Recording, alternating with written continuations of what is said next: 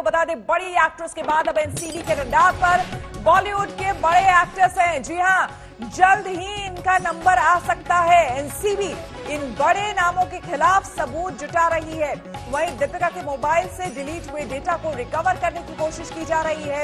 इससे भी कई नाम सामने आ सकते हैं। तो आपको बता दें, वो ए लिस्टर्स जितनी भी एक्ट्रेसेस थी उनसे पूछताछ हो चुकी है। दीपिका पादुकोण, अब साथ ही साथ आपको सारा अली खान से पूछताछ हो चुकी है और अब ए लिस्टर्स जो एक्टर्स हैं उनसे पूछताछ की बात कही जा रही है। मुनीश पांडे सीधे मुंबई से हमारे साथ जुड़े हैं। मुनीश, यानी कि एनसीबी, ऐसा नहीं है कि एनसीबी ने जो ए लिस्टर्स बड़े नाम जो आए थे एक्ट्रेसेस के, इनसे पूछताछ के बाद दायरा खत्म हो रहा है, बल्कि जिस तरह से ये पूरा ड्रग कार्टेल जो चल रहा है मुंबई में, बॉलीवुड वर्ल्ड में, उससे खत्म करने की कोशिश, खंगालने की कोशिश, और अब ए लिस्टर्स जो एक्टर्स हैं उन्हें समन भेजा जाएगा।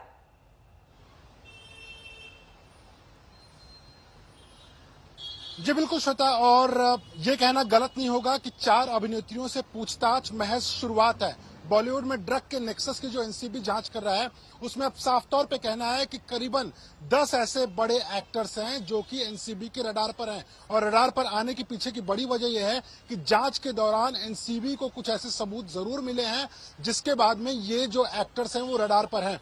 इसमें कई नामी गिरामी एक्टर्स भी शामिल हैं और जो लगातार बातें उठ रही थी कि एनसीबी जो जांच है क्या वो 4 अभिनेत्रियों के बाद में छोड़ देगा। देखिए, इसमें 4 अभिनेत्रियां दीपिका पादुकोण, सारा अली खान, राकुल प्रीत और श्रद्धा, इनसे पूछताछ तो की गई थी, लेकिन पूछताछ के दौरान सिर्फ बयान दर्ज हुए थे ऐसा नहीं था। बयान दर्ज होने के बाद में उस बयानों का एनालिसिस शुरू हुआ, उसकी फिर से विवेचना शुरू हुई और विवेचना करने के बाद में एनसीबी इस नतीजे पर पहुंची है कि इसमें जो ड्रग पेडलर्स शामिल थे, क्या कोई ड्रग पेडलर इन लोगों को ड्रग्स सप्लाई किया था या नहीं किया था, क्योंकि चारों एक्टर्स ने साफ तौर पे कह दिया था कि हम ड्रग्स कंज्यूम नहीं करते, हमने ड्रग्स का कभी सेवन नहीं किया है। लेकिन उनकी बातें कितनी सही हैं या कितनी गलत, इसकी पुष्टि करने के लिए जो ड्रग पेडलर्स हैं वो एनसीबी के रडार पर हैं। और जो जानकारी हमें मिल रही है उसके मुताबिक कुछ जो ड्रग पेडलर्स हैं उनके नाम एनसीबी को मिले हैं, उनसे पूछताछ हुई है और शुरुआती सबूत अभी आए हैं एनसीबी के पास में। कुछ और सबूत आने के बाद में इनको समन कर पूछताछ के लिए बुलाया जाएगा। बिल्कुल, एनसीबी, मुनीश, एनसीबी जो ये एजेंसी है कोई छोटी मोटी एजेंसी नहीं है और इसके काम करने का तरीका हम अच्छी तरह से देख रहे हैं और समझ रहे हैं।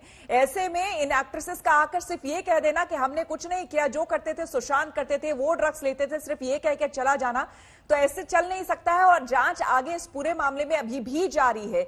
ऐसे में अब आगे एनसीबी जिस तरह से कदम बढ़ा रही है और देखा जा रहा है जिस तरह से ए लिस्टर्स, अब एक्टर्स की बारी आ रही है, ऐसा लग नहीं रहा है कि ये बात यहीं पर खत्म होगी। कई बड़े नाम बहुत जल्द सामने आएंगे, लेकिन सबूत का इंतजार, पुख्ता सबूत के साथ एनसीबी आगे बढ़ना चाह रही है।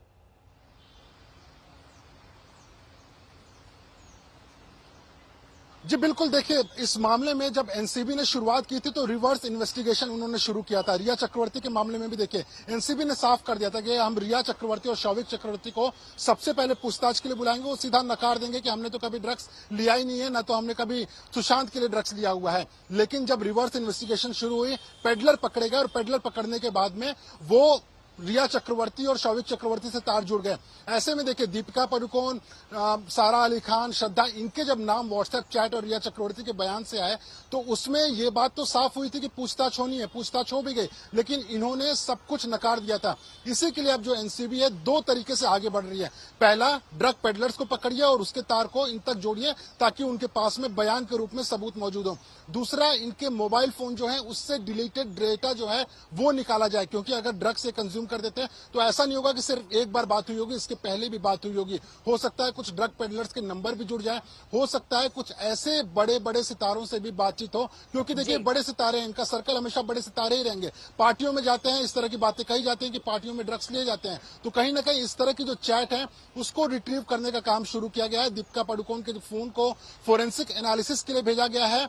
डिलीटेड मैसेजेस को रिट्रीव करना चाहती है एनसीबी, और जब वो पूरे के पूरे सबूत आ जाएंगे, डिलीटेड मैसेज के रिपोर्ट और उसके अलावा जो पेडलर्स हैं उनसे पूछताछ, तो ना सिर्फ दीपिका पादुकोण बल्कि बाकी जो बड़े बड़े नामी गिरामी एक्टर्स हैं उनसे भी सवाल जवाब हो सकते हैं। तो एनसीबी की पूरी तैयारी है कि इस मामले में जो कोई भी ड्रग सेवन करता है वो ऑपरेशन क्लीनअप के तहत उसको पूछताछ के लिए बुलाया जाए और उसी हिसाब से बिल्कुल। आगे कार्रवाई की जाए। बिल्कुल मुनीश, आप बने रहे हमारे साथ। ऑपरेशन क्लीनअप एनसीबी का एक तरफ जारी है, दूसरी तरफ आपको बता दें कि कुछ देर में रिया और शौविक चक्रवर्ती की जमानत याचिका पर बॉम्बे हाईकोर्ट अपना फैसला सुना सकता है। हाईकोर्ट में सुनवाई जारी है। रिया 20 दिन से जेल में है, भाईकला जेल में। आपको बता दें रिया चक्रवर्ती है। रिया और शौविक पर जो धाराएं लगी हैं वो जमानती हैं या फिर गैर जमानती, इस पर हाईकोर्ट में बहस चल रही है।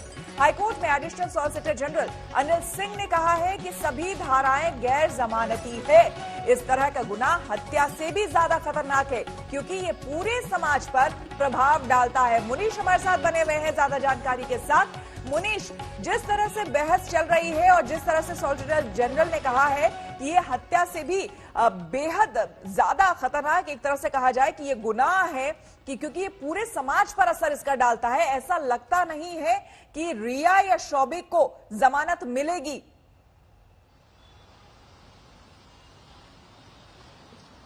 जी बिल्कुल, और एनसीबी ने अपनी तरफ से पूरी तैयारी की है। हलफनामा उन्होंने दायर किया है 22 बिंदुओं का, जिसमें से 3 बहुत महत्वपूर्ण हैं। उनका साफ तौर पे कहना है कि अगर रिया चक्रवर्ती या शौविक चक्रवर्ती को बेल दी जाती है, जमानत पे रिहा करते हैं, तो वो आगे की जांच के लिए सही नहीं होगा। कई ऐसे लोग हैं जिनका पकड़ा जाना अभी भी जरूरी है, इन लोगों को वो इन्फ्लुएंस कर सकते हैं। दूसरी बड़ी बात उन्होंने की हुई है कि देखिए, पेडलर्स के जरिए वो लोग रिया चक्रवर्ती तक पहुंच गए, लेकिन अभी बहुत सारे पेडलर्स हैं, उनकी भी गिरफ्तारी होना बाकी है। तीसरी और जो सबसे मुख्य बात यह है, उन्होंने रिया चक्रवर्ती और शौविक चक्रवर्ती को सीधा सुशांत सिंह राजपूत से जोड़ा हुआ है। यानी कि उनका कहना है कि एक तरह की कॉन्स्पिरेसी थी, साजिश थी, जिसमें कि वो ड्रग्स मंगाते थे और सुशांत सिंह राजपूत को देते थे।